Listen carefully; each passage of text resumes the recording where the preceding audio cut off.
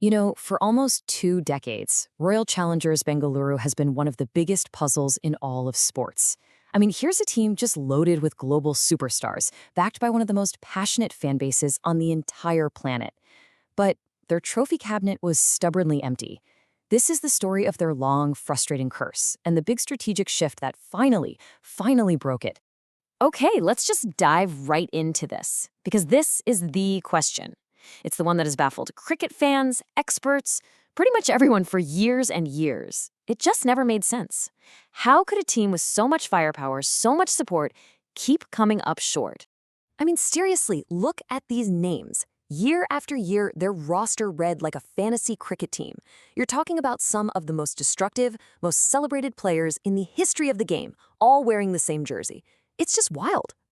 And yet, for 17 long seasons, this was the only number that really mattered: 0. They reached 3 finals and lost all 3. It was always the same story. So close you could almost taste it, but never, ever getting it done.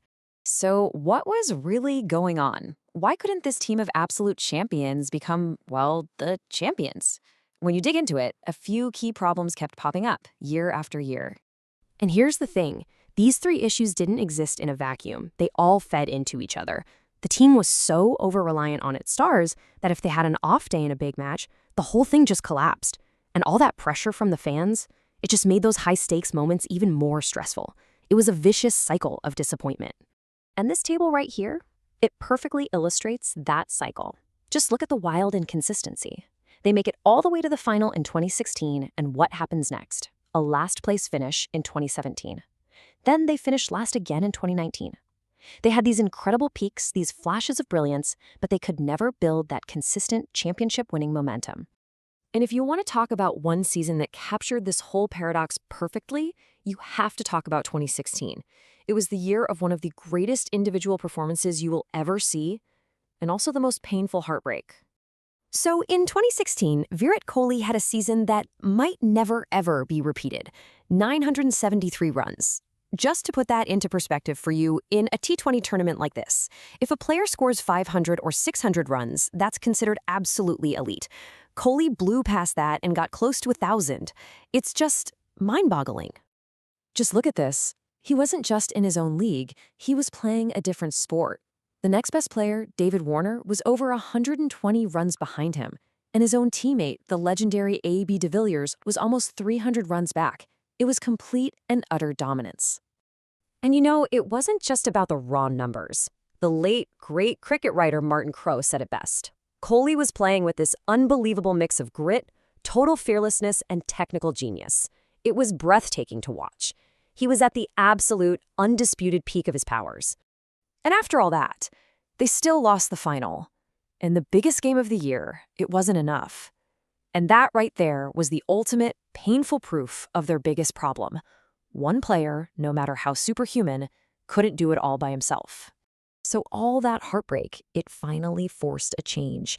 And that brings us to the winning formula, because they had to completely rethink how they built their team.